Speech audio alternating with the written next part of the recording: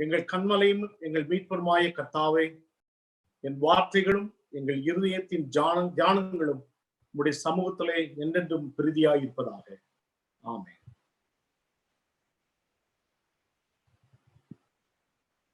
கிறிஸ்துவுக்குள் பிரியமானவர்களே, இந்த நாளிலே நாம் ஆவியின் கனியின் 5வது அம்சத்தை குறித்து நாம் தியானம் செய்ய இருக்கிறோம். It is kindness. The kindness is one of the most important part of the spirit, the fruit of the spirit. Kindness is one of the great attributes. People like to receive it. Kindness is something that people love to hear it. Kindness is to the people love to in their conversation, in their actions. கிறிஸ்தவ வாழ்க்கையில இந்த தயவு என்று சொல்லக்கூடிய இந்த பண்பு நமக்குள்ளே இருக்க வேண்டும் என்பது ஆண்டவருடைய மிகப்பெரிய விருப்பம். பலர் தயவை விரும்புவார்கள், ஆனால் தயவோடு வாழ்வதில்லை. அதுதான் இந்த உலகத்தில் உள்ள உண்மையான நிலை.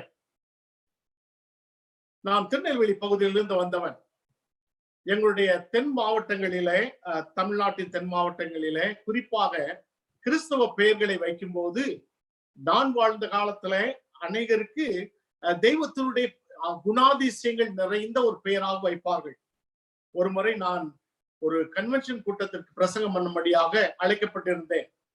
அந்த கிராமத்திலே அந்த வீட்டிலே என்னை அழைத்து 3 நாள் தங்குவதற்கு அவர்கள் ஏற்பாடு செய்திருந்தார்கள். அந்த வீட்டினுடைய தலைவர் பெயர் தேவ இரக்கம், அவருடைய மனைவி பெயர் தேவ கிருபை, அவருடைய மகன் பெயர் தேவ தயவு. அந்த வீட்டிலே நான் 3 நாட்கள் இருக்கும் பொழுது அந்த தெய்வத்தை எப்பொழுது கூடும்போது ஐயா தேவ இரக்கம், தேவ தயவு, தேவ கிருபை என்று சொல்லும் பொழுது அது அந்த குடும்பம் கிறிஸ்தவ குடும்பம் என்பதை அறிந்து கொள்வதற்கு எளிமையாக இருந்தது. இது மிகவும் சாதாரணமானது. திருநெல்வேலி அல்லது கன்னியாகுமரி மாவட்டங்களில இவ்விதமாக பெயரிடுவது மிகவும் வழக்கமான காரியம். ஆண்டவருடைய குணாதிசயங்களை நினைவு கூறுவதற்காக தங்கள் பிள்ளைகளுக்கு பெயரிடுவது மிகவும் பாரம்பரியமான ஒரு காரியம். ஏனென்றால் ஆண்டவருடைய குணாதிசயங்கள் நம்முடைய வாழ்க்கையின் மூலமாய் பலருக்கு வர வேண்டும் என்பதற்காக. புதிய ஏற்பாட்டில தயவு அல்லது கைண்ட்னஸ் என்று சொல்லக்கூடிய இந்த வார்த்தையை மிகவும் அதிகமாக ஆழமாக சொல்லப்பட்டிருக்கிறது. பேதுரு அப்போஸ்தலன் தன்னுடைய 2வது கடிதத்துல ஒருவர் ஆவிக்குரிய வாழ்க்கையிலே வளர்கிறார் என்றால் அதை கண்டுபிடிப்பதற்குரிய ஒரு அம்சம் என்ன தெரியுமா? தயவு அவர்களிடத்துல இருக்க வேண்டும். 2 பேதுரு 1ஆம் அதிகாரம் 7வது வசனத்தை பார்ப்போம். அங்க 5வது வசனத்திலிருந்து வாசிக்கும் பொழுது, இப்படி இருக்க நீங்கள் அதிக ஜாக்கிரதை உள்ளவர்களாய் உங்கள் விசுவாசத்தோட தைரியத்தையும், தைரியத்தோட ஞானத்தையும், ஞானத்தோட இச்சையடக்கத்தையும், இச்சையடக்கத்தோட பொறுமையும், பொறுமையோட தேவ பக்தியும், தேவ பக்தியோட சகோதர சிநேகத்தையும், சகோதர சிநேகத்தோட அன்பையும் கூட்டி வழங்குங்கள் என்று சொல்லப்பட்டிருக்கிறது. இந்த இடத்துல சகோதர சிநேகம் என்று சொல்லப்படுகிற இந்த வார்த்தை கிரேக்க மொழியில தயவு என்கிற ஒரு சொல் பயன்படுத்தப்பட்டிருக்கிறது. பவுல் அப்போஸ்தலன் கொலோசியருக்கு எழுதின நிருபம் 3ஆம் அதிகாரத்துல அவர் தயவை குறித்து சொல்லும் போது ஒரு புதிய மனுஷன், கிறிஸ்துவுக்குள்ளான ஒரு புதிய மனுஷனுக்கு இது மிகவும் அவசியம் என்று சொல்லுகிறார். 12வது வசனத்துல, கொலோசியர் 3ஆம் அதிகாரம் 12வது வசனத்துல அவர் விதமாய் சொல்லுகிறார், ஆகையால் நீங்கள் தேவனால் தெரிந்து கொள்ளப்பட்ட பரிசுத்தரும் பிரியமாய் உருக்கமான இரக்கத்தையும் தயவையும் மனத்தாழ்மையும் சாந்தத்தையும் நீடிய பொறுமையை தரித்து கொண்டு ஒருவரை ஒருவர் தாங்கி ஒருவர் பேரில் ஒருவருக்கு குறைபாடு உண்டானால் கிறிஸ்து உங்களுக்கு மன்னித்தது போல ஒருவருக்கு ஒருவர் மன்னியுங்கள் என்று சொல்லுகிறார். இங்கே பாருங்கள், தயவு மிகவும் முக்கியமான ஒரு அம்சம். எபேசியர் 2ஆம் அதிகாரத்துல பவுல் அப்போஸ்தலன் நித்தியமா வாழ்வை குறித்து சொல்லும் பொழுது அங்கே இந்த தயவை குறித்து அழகாக சொல்லுகிறார். தேவன் எவ்விதமாக தயவு உள்ளவராக நம்மத்திலே இருந்திருக்கிறார் என்று சொல்லுகிறார். எபேசியர் 2ஆம் அதிகாரம் 4வது வசனத்திலிருந்து நான் வாசிக்கிறேன். தேவனோ இரக்கத்தில் ஐஸ்வர்யம் உள்ளவராய் நம்மில் அன்பு கூர்ந்த தம்முடைய மிகுந்த அன்பினாலே அக்கிரமங்களில் மரித்து விழாய்ந்த நம்மை கிறிஸ்துவை கூட உயிர்ப்பித்தார். கிருபையினால் ரட்சிக்கப்பட்டீர்கள், கிறிஸ்து இயேசுக்குள் அவர் நம்மில் வைத்த தயவினாலே தம்முடைய கிருபையின் மகா மேன்மையான ஐஸ்வர்யத்தை வருங்காலங்களில் விளங்க செய்வதற்காக கிறிஸ்து இயேசுக்குள் நம்மை அவரோடு கூட எழுப்பி உன்னதங்களில் அவரோடு கூட உட்காரவும் செய்தார். ஆகையால் தயவு என்பது நாம நமக்குள் ஏற்படுத்தக்கூடிய ஒரு நல்ல குணம் கிடையாது. தயவு என்பது கிறிஸ்துவின் குணாதிசயம், தேவனுடைய குணாதிசயம். அவர் இயேசு கிறிஸ்துவில் அதை நமக்கு வெளிப்படுத்தி இருக்கிறார். அதே இயேசு கிறிஸ்துவின் குணாதிசயத்தை தேவன் நமக்கு தருவதற்காக பரிசுத்த ஆவியானவரை தந்திருக்கிறார். ஆகையால் தான் பவுல் அப்போஸ்தலன் தெளிவாக சொல்லுகிறார், ஆவியின் கனியிலே தயவு வருவதற்கு காரணம் பரிசுத்த ஆவியானவருடைய ஒத்தாசை இல்லாமல், வல்லமை இல்லாமல், கிருபை இல்லாமல் நாம் இந்த அம்சத்தை, இந்த பண்பை இந்த உலகத்திலே காட்ட முடியாது.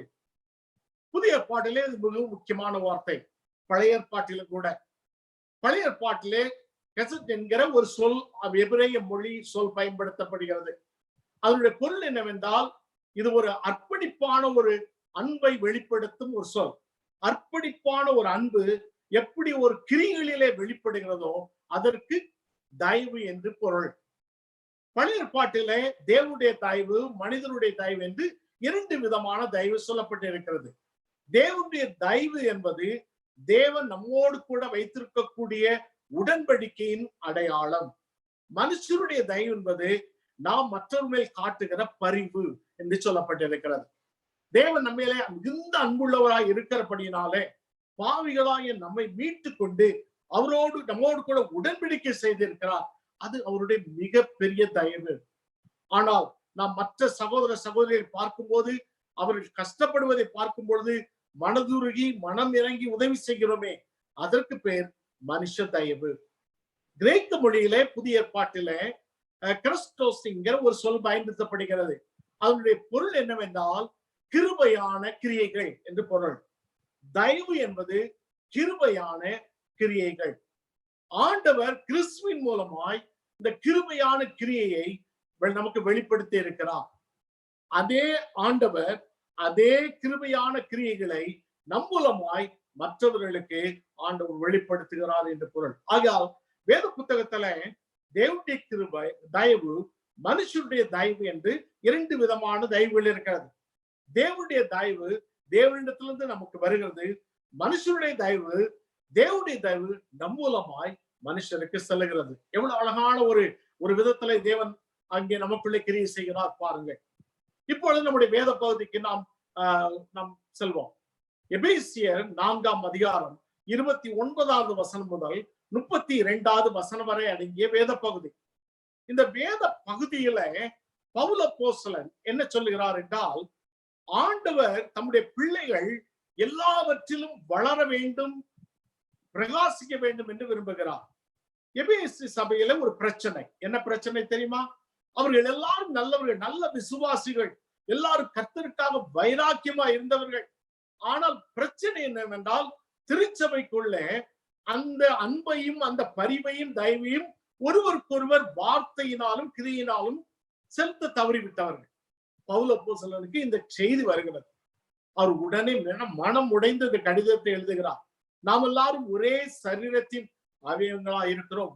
ஒரே விசுவாசம், ஒரே ஞானஸ்தானம், ஒரே திருச்சபை, ஒரே தேவன், நம்ம எல்லாருக்கும் ஒரே தேவன் என்று இருக்கும் பொழுது நாம் ஏன் நமக்குள்ளே சண்டை போடுகிறோம் என்று சொல்லி அந்த அழகாக அந்த நிருபத்தில் எழுதுகிறார். இந்த 4ஆம் அதிகாரத்துல அவர் நாம் எவ்விதமாக பரிசுத்த ஆவியானவரால் நிரப்பப்பட்டிருக்கிறோம் என்று சொல்வதை மட்டுமல்ல, நம்முடைய வார்த்தையின் மூலமாய், கிரியின் மூலமாய் நம் பரிசுத்த ஆவியானவரை துக்கப்படுத்தாமல் இருக்க வேண்டும் என்று சொல்லுகிறார். ஆவியானவர் நமக்கு நம்முடைய நம்முடைய ரட்சிப்பினுடைய அடையாளமாக, அத்தாட்சியாக கொடுக்கப்பட்டிருக்கிறார். நம்முடைய வாழ்க்கையிலே வார்த்தையின் மூலமாய், கிரியையின் மூலமாய் அவரை நாம் சந்தோஷப்படுத்த அழைக்கப்பட்டிருக்கிறோமே ஒரு ஒழிய துக்கப்படுத்த அல்ல. ஆகையால் இந்த அழகான அதிகாரத்துல தயவு என்கிற அந்த பொருளில உங்களோடு கூட நான் தேவனுடைய செய்தியை பகிர்ந்து கொள்ளுகிறேன். முதலாவது இங்கே பவுல் அப்போஸ்தலன் என்ன சொல்லுகிறார் பாருங்கள். 29வது வசனத்துல, கெட்ட வார்த்தை ஒன்றும் உங்க வாயிலிருந்து புறப்பட வேண்டாம், பக்தி விருத்திக்கு உண்டான நல்ல வார்த்தைகளை சொன்னால் அதுவே நல்லது என்று சொல்லுகிறார். பவுல் அப்போஸ்தலன் முதலாவது தயவை பற்றி இந்த அதிகாரத்தில் இந்த பகுதியில சொல்லும் பொழுது அவர் மிகவும் அழுத்தமாக சொல்லக்கூடியது என்ன தெரியுமா? Being kind in our words is an aspect of the Holy Spirit. It brings joy to the Holy Spirit. Be kind in our words. வார்த்தைகள் என்பது மிகவும் முக்கியம். வார்த்தை இல்லாமல் நாம் ஒருவருக்கொருவர் நம்முடைய எண்ணங்களை பகிர்ந்து கொள்ள முடியாது. வார்த்தை என்பது, மொழி என்பது தேவன் நமக்கு கொடுத்த கிருபை. தமிழிலே பேசுகிறோம், ஆங்கிலத்திலே பேசுகிறோம், தெலுங்கிலே பேசுகிறோம், ஹிந்தியிலே பேசுகிறோம், பல்வேறு மொழிகளிலே நாம் பேசுகிறோம். ஆண்டவர் தேவன் நமக்கு கொடுத்திருக்கக்கூடிய மொழி ஒரு கிருபை. இந்த மொழியின் வழியாக நாம் உரையாடுகிறோம், வார்த்தைகளை நாம் சொல்லுகிறோம். ஆண்டவருடைய பிள்ளைகளாகிய நாம் நம்முடைய வார்த்தைகளை தேவையான பிரயோஜனம் உள்ள வார்த்தைகளை பேசும்படியாக அழைக்கப்பட்டிருக்கிறோம்.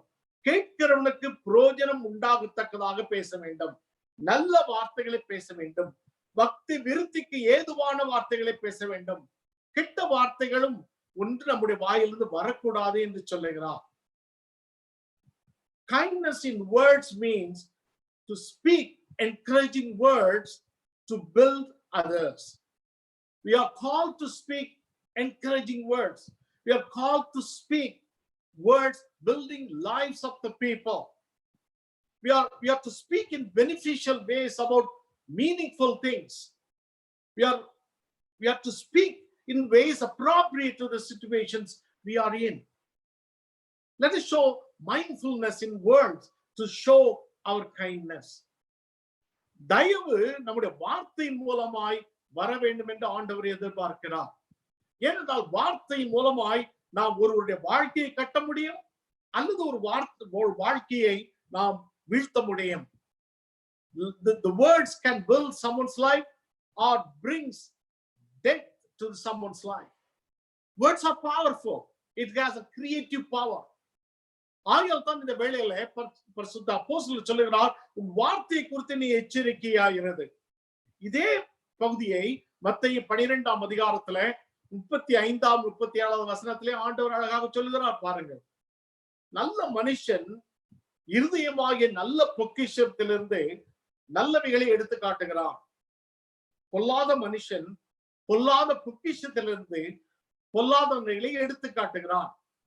மனுஷர் பேசும் வீணான வார்த்தைகள் யாவையும் குறித்து நியாயத்தீர்ப்பு நாளிலே கணக்கு ஒப்புவிக்க வேண்டும் என்று உங்களுக்கு சொல்லுகிறேன். ஏனெனில் உங்கள் வார்த்தைகளினாலே நீதிமான் என்று தீர்க்கப்படுவாய், அல்லது உன் வார்த்தைகளினாலே குற்றவாளி என்று தீர்க்கப்படுவாய் என்று ஆண்டவர் அழகாக சொல்லுகிறார். பாருங்க, நாம் என்ன பேசுகிறோமோ தயவு என்கிற அந்த ஆவியாவுடைய பண்பு இந்த வார்த்தைகளின் மூலமாய் மற்றவருடைய உள்ளங்களிலே வருகிறது. அருமையான சகோதரனே, சகோதரியே, உன்னுடைய வாழ்க்கையில ஆண்டவர் இந்த தயவு வளர்வதற்கு, இந்த ஆவியின் கனி வளர்வதற்கு, உன் வார்த்தையின் மூலமாய் கிரியை செய்வதற்கு ஆண்டவர் விரும்புகிறார். பல்வேறு சமயங்களிலே நாம் உரையாடுகிறோம், பல்வேறு சமயங்களிலே நம் வார்த்தைகளை கொட்டி விடுகிறோம். சில சமயத்துல நாம் கொட்டின வார்த்தைகளை நாம் திரும்ப எடுக்க முடியவில்லை. பல்வேறு ஆண்டுகளுக்கு முன்பாக செய்த ஒரு வார்த்தை இன்று நம்முடைய உள்ளத்தை ஆக்கிரமிப்பு செய்கிறது. ஒரு சொல் மனிதனுடைய உறவுகளை பிரித்து விடுகிறது. ஒரு உரையாடல் சபைகளை பிரித்து விடுகிறது. எவ்வளவு கொடூரமான காரியம் பாருங்க. ஆண்டவர் ஆவிக்குரிய கனியிலே வளரும் நாம் வார்த்தைகளிலே தயவோடு இருக்க வேண்டும் என்று ஆண்டவர் எதிர்பார்க்கிறார். We are called to show kindness in words as part of our call as Christians. 2 தீமோத்தேயு 2ஆம் அதிகாரத்துல இங்கே பவுல் அப்போஸ்தலன் தீமோத்தேயுக்கு எப்படி நடக்க வேண்டும் என்று சொல்லி அவர் கற்றுக் கொடுக்கிறார். இது ஊழியக்காரனுக்கு மட்டுமல்ல, இந்த பகுதி நாம் எல்லாருக்கும் உறுத்தியதான ஒன்று. குறிப்பாக கர்த்தருடைய ஊழியக்காரனுக்கான தீமோத்தேயுவுக்கு எழுதப்பட்டாலும் எல்லாருக்கும் இது உரித்தான ஒன்று. 2 தீமோத்தேயு 2ஆம் அதிகாரம் 24வது வசனம் முதல்ல நான் வாசிக்கிறேன். கர்த்தருடைய ஊழியக்காரன் சண்டை பண்ணுகிறவனாய் இராமல் எல்லாரிடத்திலும் சாந்தம் உள்ளவனும் போதக சமர்த்தனும் தீமையை சகிக்கிறவனுமாய் இருக்க வேண்டும். எதிர் பேசுகிறவர்கள் சத்தியத்தை அறியும்படி தேவன் அவர்களுக்கு மனம் திரும்புதலை அருளத்தக்கதாகவும் பிசாசனுடைய இச்சையின்படி செய்ய அவனால் பிடிபட்டிருக்கிற அவர்கள் மறுபடியும் மயக்கம் தெளிந்து அவன் கண்ணிக்கு நீங்கத்தக்கதாயும் சாந்தமாய் அவர்களுக்கு உபதேசிக்க வேண்டும். என்ன அழகான வார்த்தை பாருங்கள். ஆண்டவர் ஊழியக்காரர்கள் எல்லாவற்றிலும் இந்த தயவை காட்ட வேண்டும். குறிப்பாக பேசுகிற வார்த்தைகள் ஜனங்களை ஆண்டவருக்குள்ளாக திருப்ப வேண்டும். பேசுகிற வார்த்தைகள் ஜனங்களுக்குள்ளே ஆண்டவர் மேல் வைத்திருக்கிற விசுவாசத்தை வர்த்திக்க வேண்டும். பேசுகிற வார்த்தைகள் ஆண்டவருக்கு நேராக ஜனங்களை திருப்ப வேண்டும். இப்பேற்பட்டான வார்த்தைகளை உபதேசத்தை செய்யும்படியாக ஆண்டவர் நம்மை அழைக்கிறார். பிரியமானவர்களே, நீங்களுடைய வீடுகளிலே பேசுகிற வார்த்தைகள், உங்களுடைய அலுவலகத்திலே நீங்கள் பேசுகிற வார்த்தைகள், சபையிலே நீங்கள் பேசுகிற வார்த்தைகள், உங்களுடைய நண்பர்களிடத்திலே நீங்கள் பேசுகிற வார்த்தைகள், எல்லா வார்த்தைகளிலும் சாந்தமாய் இருக்கும்படியாக இந்த தயவோடு இருக்கும்படியாக ஆண்டவர் உங்களை அன்போடு அழைக்கிறார். Show your faith and your kindness through your words, through your conversation, whether it may be in the hotel, or maybe in the hospital, or maybe in the home, or in the office place, anywhere, or in the church. Show yourself as a man of or woman of God, having the fruit of spirit, bringing the kindness to the people through words. அப்போஸ்தலர் 15ஆம் அதிகாரத்திலே முதன்முறையாக திருச்சபை கூடுகிறது.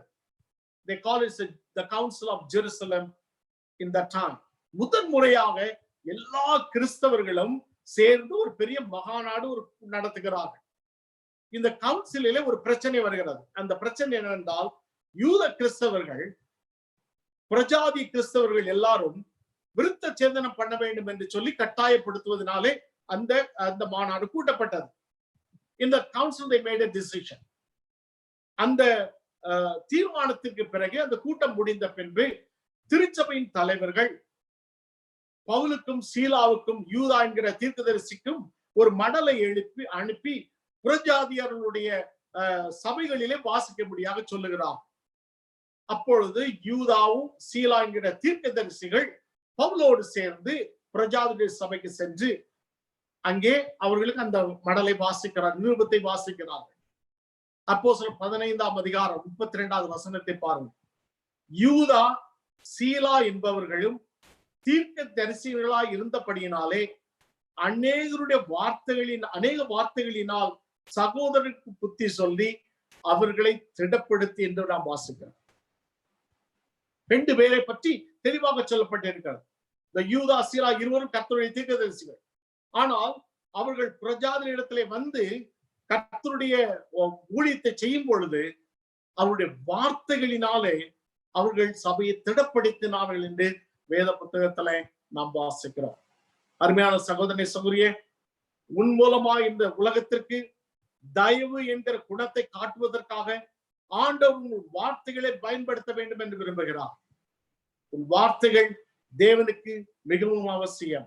ஏனென்றால் உன் வார்த்தைகள் தேவனுடைய தயவை இந்த உலகம் அனுபவிக்கத்தக்கதான ஒரு வாய்ப்பை பெறக்கூடிய ஒரு கருவியாக தேவன் அதை எண்ணுகிறார். I have recently read this book called Recapturing the Wonder, Transcend Faith in a Disenchanted World. It's a beautiful book. You got to buy it. It is written by Mike Cosper. He talked about in the book how can we express our grace, our favor in this world through our words. Particularly when you talk about the comedian C.K. Lewis, and he quoted a particular aspect of C.K. Lewis' life in that book. In this book, he said that usually comedian C.K. Lewis, when he go to the public places, he won't take a picture with the audience. Rather, he asks them to come and talk to him. Some people, they are satisfied in conversation with him. Some people may not. Some people, they don't want to talk to him, but wanted to have a selfie with him. But Louis say that I don't like selfies. I don't like to show someone that you are with me without talking to me. In other words, he tells the people that talk to me and you will know who I am. Mike Osborne brought this beautiful message in this book. Talk to me, then you will know who I am. This is the same message Paul is talking about. We have to invite the world, talk to us, because we are the people of God speaking kindness in our words. Speak to us and know who we are. That is the message. அருமையான சகோதரி சகோதரியே, இந்த உலகத்திலே எத்தனையோ பேர் யாரோடு பேச வேண்டும் என்று காத்திருக்கிறார்கள். ஒரு போதகராக நான் வேலை செய்கிற என்னுடைய அனுபவத்தில் சொல்லுகிறேன். யாரிடமாவது தன்னுடைய உள்ளத்தை கொட்டி தீர்க்க வேண்டும் என்கிற அந்த ஆதங்கம், அந்த ஆவல் எல்லா தேசத்திலும் நான் பார்த்திருக்கிறேன். இந்தியாவிலே, சிங்கப்பூரிலே, ஆஸ்திரேலியாவிலே, கனடாவிலே, எல்லா இடங்களிலும் மற்ற மக்கள் யாரோடு பேச வேண்டும் என்று சொல்லி அவர்கள் ஆசையோடு காத்து கொண்டிருக்கிறார். அவர்கள் என்னிடத்தில் வரும்பொழுது, நான் அவர்களிடத்தில் பேசும் பொழுது இதைத்தான் மனதில் வைத்துக் கொள்வேன். என் மூலமாய் தேவன் அவர்களோடு பேசத்தக்கதாக என் வார்த்தைகள் தயவு நிறைந்ததாக இருக்கணும். My word should be the words of kindness to them. தேவன் அபிதமாய் உன்னை எதிர்பார்க்கிறார். உன்னுடைய வார்த்தையினாலே தேவனுடைய தயவை மற்றவர்களுக்கு நீ கொண்டு வர முடியும். இரண்டாவதாக எபேசியர் 4ஆம் அதிகாரம் 31 32 வசனத்தை நீங்கள் வாசித்து பார்த்தால், இங்கே அழகாக பவுல் அப்போஸ்தலன் சொல்லுகிறார், வார்த்தையினால் மாத்திரமல்ல தேவனுடைய தயவை நாம் காட்ட வேண்டும் என்பதில்லை, உன்னுடைய கிரியையினாலும் நாம் காட்ட வேண்டும். Be kind in your action, in your life, in your works. Action is more powerful than words, you know. Sometimes people feel that we are talking too much, but the actions are empty. But that doesn't work. There's an integrity between words and action. If you believe that we are filled with the Holy Spirit, if you believe that the Holy Spirit gives us the aspect of the fruit of the Spirit, the kindness, if you believe that it can be passed on to others through our words, it also pass on to our actions. Being kind in our actions is an aspect of the fruit of the Holy Spirit. It brings joy to the Holy Spirit. இங்கே பாருங்கள், பவுல் அப்போஸ்தலன் என்ன சொல்லுகிறார்? சகல விதமான கசப்பும், கோபமும், மூர்க்கமும், கூக்குரலும், தூஷணமும் மற்ற எந்த துர்க்கணமும் உங்களை விட்டு நீங்க கடவது. நினைவில் கொள்ளுங்கள், இது யாருக்கு எழுதுகிறார்?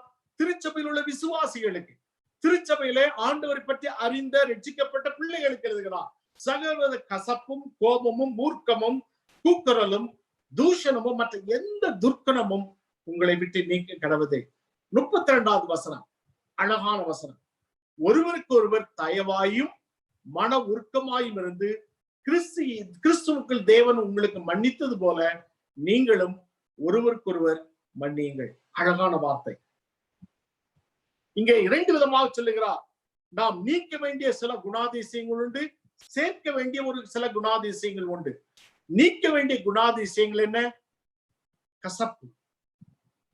கசப்பு, கோபம், மூர்க்கம், கூக்குரல், தூஷணம். We need to get rid of bitterness. Bitterness is the attitude of resentment.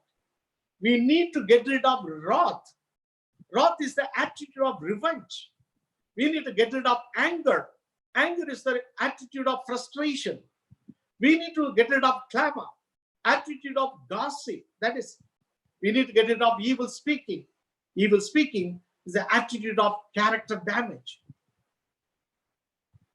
We are called to show kindness to one another as Christ does to us, also with the compassion and forgiveness. இங்கே பாருங்கள், நாம் ஒருவருக்கு ஒரு தயவாயும் மன உருக்கமாய் இருந்து கிறிஸ்து நம்மை மன்னித்தது போல மற்றவர்களுக்கும் நம்ம மன்னிப்பை காட்ட வேண்டும். ஏனென்றால் நாம் ஒருவர் நேசிக்கிறோம் இல்லையா? நாம் ஒருவர் மேல் அன்பு கூறுகிறோம் இல்லையா? நாம் நம்முடைய அன்பை வார்த்தையினால் மட்டுமல்ல, நம்முடைய கிரியையினாலும் நாம் காட்ட வேண்டும். ஆகையால் தான் 1 கொரிந்தியர் 13ஆம் அதிகாரத்துல பவுல் அப்போஸ்தலன் அன்பை குறித்து சொல்லும் பொழுது, அன்பு வார்த்தையினால் மட்டும் சொல்லப்படுகிற ஒரு காரியம் கிடையாது, அன்பு ஒரு செயல் என்று சொல்லுகிறார். அதில் 1 கொரிந்தியர் 13:4 பாருங்கள். அன்பு நீடிய சாந்தமும் தயமும் உள்ளது. அழகான வார்த்தை. அன்பு நீடிய சாந்தமும் தயமும் உள்ளது. We can tell thousands of people say that we love them, but that is not real until we show our love in action. நம்முடைய வீட்டில் உள்ளவர்களை பார்த்து, நம்முடைய நண்பர்களை பார்த்து, சபையில் உள்ளவர்களை பார்த்து நான் உங்களை நேசிக்கிறேன் என்று சொல்வது எளிதான காரியம். ஆனால் அது கிரியிலே காட்ட வேண்டும். தயவோடு கூட அந்த அன்பை நாம் காட்டும் பொழுது அது மிகவும் அற்புதமான ஒரு காரியம். இங்கே பாருங்கள், நாம் தயவோடும் மனத்தாழ்மையோடு கூட நாம் காட்ட வேண்டும். அதோடு கூட ஒரு விசித்திரமான ஒரு சிறப்பான முறையில நம்முடைய அன்பை காட்ட முடியும். கிறிஸ்து நமக்கு நம்மை மன்னித்தது போல நாம் மற்றவர்களுக்கும் நாம் மன்னிக்க வேண்டும். நம்முடைய வாழ்க்கையில கஷ்டமான காரியம் என்ன தெரியுமா? பிறரை மன்னிப்பது. எளிமையா சொல்லிவிடும், நான் உங்களுக்கு மன்னிக்கிறேன் என்று சொல்லி. ஆனால் மன்னிப்பு என்பது வார்த்தையில் வருகிறதல்ல, அது உள்ளத்திலிருந்து கிரியிலே வருவது. சில சமயம் நாம் மன்னித்தோம் என்று சொல்கிறோம், ஆனால் அந்த நபரோடு கூட நாம் செயல்படுகிற கிரியைகளை பார்த்தால் அந்த மன்னிப்பு என்கிற வார்த்தைக்கும் அந்த செயலுக்கும் எந்த தொடர்புமே இல்லை. 2 கொரிந்தியர் 2ஆம் அதிகாரம் 10-11 வசனத்திலே பவுல் அப்போஸ்தலன் அழகாக சொல்லுகிறார், எவனுக்கு நீங்கள் மன்னிக்கிறீர்களோ அவனுக்கு நானும் மன்னிக்கிறேன். பவுல் அப்போஸ்தலன் சொல்லுகிறார், மேலும் எதை நான் மன்னித்திருக்கிறேனோ அதை உங்கள் நிமித்தம் கிறிஸ்துவனுடைய சன்னிதானத்துல மன்னித்திருக்கிறேன். சாத்தானால் நாம் மோசம் போகாதபடிக்கு அப்படி செய்தேன். அவனுடைய தந்திரங்கள் நமக்கு தெரியாதவைகள் அல்லவே. பிசாசு மிகவும் தந்திரமானவன். அவன் நம்மை எளிமையாக நான் உன்னை மன்னித்து விட்டேன், நான் உன்னை நேசிக்கிறேன் என்று சொல்ல நம்மை அனுமதிப்பான். ஆனால் உண்மையிலே பிசாசானவன் மற்றவர்களை மன்னிப்பதற்கு முழுமையாக நம்மை அனுமதிக்கவில்லை, அது தடை பண்ணுகிறான். அவருடைய தந்திரங்கள் மிகவும் பெரியது. ஆனால் நாம் கிறிஸ்து நம்மை மன்னித்தது போல மற்றவர்களை மன்னிக்கும் போது அந்த சாத்தானுடைய தந்திரங்களை நாம் வீழ்த்துகிறோம், அதனுடைய சந்தர்களை உடைத்து போடுகிறோம். பிரியமானவர்களே, இந்த நாளிலே தேவன் உன்னோடு கூட பேசிக் கொண்டிருக்கிறார்கள். எத்தனையோ முறை உன்னுடைய வார்த்தைகளில நீ தயவோடு கூட பல்வேறு காரியங்களை சொல்லி இருக்கலாம். ஆனால் உன்னுடைய வாழ்க்கையின் கிரியைகள் அதுக்கு எதிர்மாறாக இருக்கும் பொழுது அநேகர் உன்னுடைய விசுவாசத்தை குறித்து கேள்வி கேட்கவில்லையா? எனக்கு தெரிந்த ஒரு சம்பவத்தை சொல்லுகிறேன். ஒரு வீட்டில நான் வீட்டு சந்திப்பதற்காக நான் சென்றிருந்தேன். அந்த வீட்டு சந்திப்பை சேர்ந்து கொள்ளும் பொழுது அவனுடைய தகப்பனார் அந்த வீட்டில் உள்ள அந்த பையனை கண்டித்து திருத்தி கொண்டிருந்தார். அந்த பையனிடம் சொன்னால், இவனுடைய வாயிலிருந்து கெட்ட வார்த்தை வருகிறது, இவன் கெட்ட வார்த்தை பேசுகிறான் போதகரே, ஆகையால் அவன் கண்டிக்கிறேன் என்று சொன்னான். அந்த மனிதரை அந்த மகனை கண்டித்த பின்பு அவனை அந்த ஓரமாக உட்கார வைத்து விட்டு அவர் என்னோடு கூட பேசினார். என்னுடைய பேச்சிலே பேசிக் கொண்டிருக்கும் பொழுது அவருக்கு ஒருவரை பற்றி சபையிலே பிரச்சனை உண்டு. அவர் மேலே மிகவும் கோபப்பட்டவராக ஒரு கெட்ட வார்த்தையை என்னுடைய உரையாடலில் பேசிவிட்டார். அப்பொழுது நான் அவருடைய முகத்தை பார்த்தேன், அந்த மகனுடைய முகத்தை பார்த்தேன். அந்த மகன் தன்னுடைய வாயை மூடிக்கொண்டு சிரிப்பதை நான் அறிந்தேன். அப்பொழுதுதான் என் உள்ளத்தில் எண்ணினேன், நாம் சொல்லக்கூடிய சொல்லுக்கும் நாம் செய்யக்கூடிய செயலுக்கும் வித்தியாசம் இருக்கும் என்றால் மனிதர்கள் நம்மை மரியாதையோடு நடத்துவதில்லை. We cannot get the respect from the people when we don't have the integrity between our words and our actions. Think about you. Think about yourselves. Your actions are the vehicles of God's kindness to the people. Your actions, your habits, your conversation, and your helping, everything, your job, everything is the vehicles of God's kindness to the people. You talk about more about your faith by words, but your life should reflect the faith you are talking about.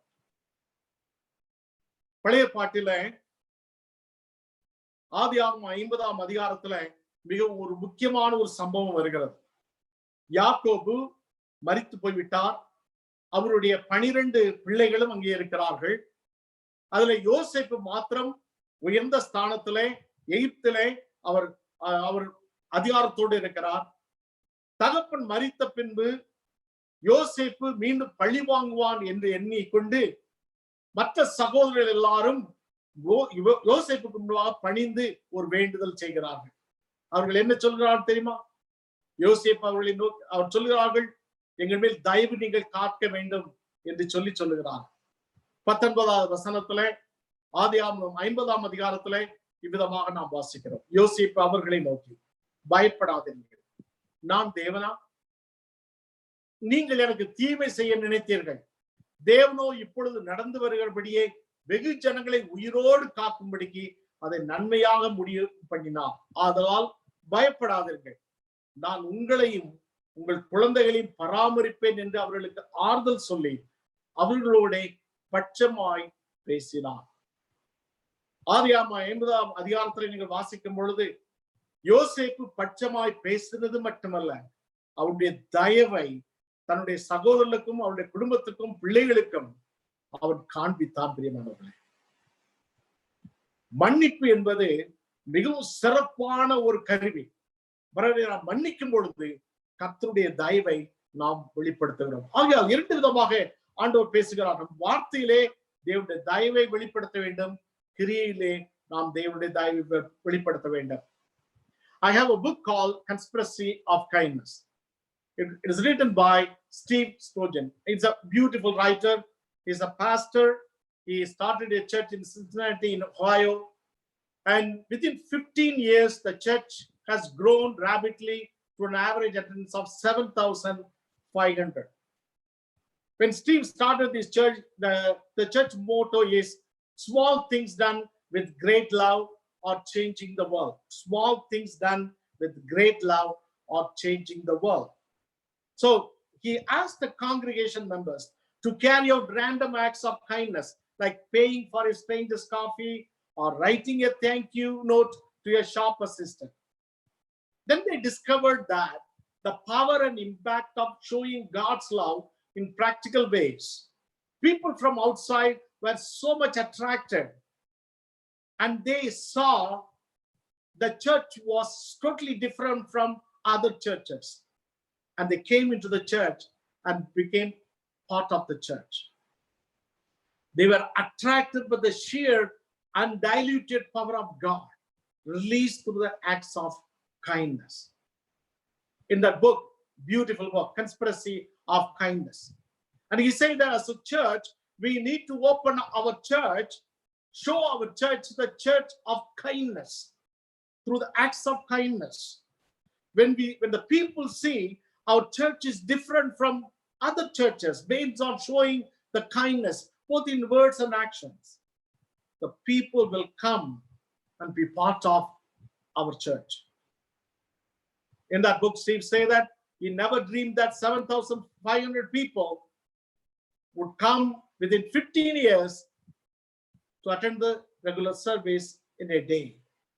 Wow, that is a great impact. அருமையான சகோதரனே, சகோதரியே, நம்முடைய திருச்சபை இப்பேற்பட்டதான திருச்சபையாக மாற வேண்டும். நம்முடைய திருச்சபை இப்பேற்பட்டதான தயவுள்ள திருச்சபையாக மாற வேண்டும். We have a love in action ministry. Love in action ministry மூலமாக நாம் மற்றவர்களுக்கு நம்முடைய தயவை நாம் வெளிப்படுத்துகிறோம். சில சமயத்திலே நம்ம நேரடியாக உதவி செய்கிறோம், சில சமயத்திலே லவ் இன் ஆக்ஷன் மூலமாக திருச்சபையின் மூலமாய் நாம் உதவி செய்கிறோம். ஆனால் ஒரு திருச்சபையின் பிள்ளைகளாக இந்த தயவை நம்முடைய கிரியையிலே நாம் காட்டும் பொழுது நம்முடைய திருச்சபையை ஆண்டவர் ஆசீர்வதிக்கிறார், நம்முடைய வாழ்வை ஆசீர்வதிக்கிறார், நம்முடைய பிள்ளைகளை ஆசீர்வதிக்கிறார்.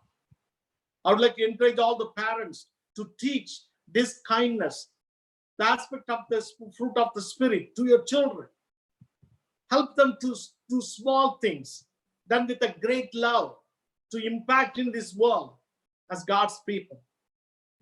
வாதங்களினாலே, விவாதங்களினாலே, வார்த்தைகளினாலே நாம் யாரையும் மாற்றிவிட முடியாது. ஆனால் தேவனுடைய அன்பினாலே, தயவினாலே இந்த உலகத்தை நாம் மாற்ற முடியும். ஆகையால் பிரியமானவர்களே, ஆவின் கனியாகிய இந்த தயவு நம்முடைய வார்த்தையின் மூலமாயும் நம்முடைய வாழ்க்கையின் மூலமாயும் தனிப்பட்ட வாழ்க்கையிலும் குடும்பத்திலும் சபையிலும் இந்த உலகத்திலும் நாம் காட்ட வேண்டும் என்று ஆண்டவர் எதிர்பார்க்கிறார். நீ ஒரு விசுவாசி, நீ தேவனுடைய ஆவியை பெற்ற கிருபையின் தேவனுடைய பிள்ளை. தேவனிடத்திலிருந்து எதிர்பார்ப்பது உன்னுடைய மூலமாய் தயவு. இந்த உலகத்திலே வார்த்தையின் மூலமாயும் கிரியின் மூலமாயும் ஆண்டவர் வரும்படியாக அன்போடு அழைக்கிறார். இந்த நாளிலே உன்னுடைய வாழ்க்கையில இந்த ஆவியின் கனி வேண்டும் என்று நீ ஆண்டவரிடத்திலே வேண்டுவாய்ந்தார். ஆண்டவரே, உம்முடைய ஆவின் 9 அம்சங்களில் ஒரு அந்த அம்சத்தை எனக்கு தாரும் சுவாமி என்று சொல்லி கேட்பாய் என்றார். இந்த நாளிலே ஆண்டவர் உன்னை அன்போடு ஏற்றுக்கொள்கிறார். When you ask the Lord, Lord, give me the aspect of the Holy Spirit. Give me aspect of the fruit of the Spirit. When you ask Him, God will give this fruit to you. You may grow in kindness. And through you, God will flow this kindness to this world, to your family, to your children, to your wife, to your husband, to your extended families, to the world, to your colleagues in the workplace. ஆண்டவர் உங்கள் மூலமாய் பெரிய காரியங்களை செய்யும்படியாய் ஆண்டவர் அன்போடு அழைக்கிறார். 2 காரியங்களை நீங்கள் மனதில் கொள்ளுங்கள் இந்த நாளிலே. Be kind in your words. Be kind in your actions. மீண்டும் சொல்லுகிறேன். Be kind in your words. Be kind in your action. நம்முடைய வார்த்தையினாலே தயவை காட்டுவோம், நம்முடைய கிரியினாலே தயவை காட்டுவோம்.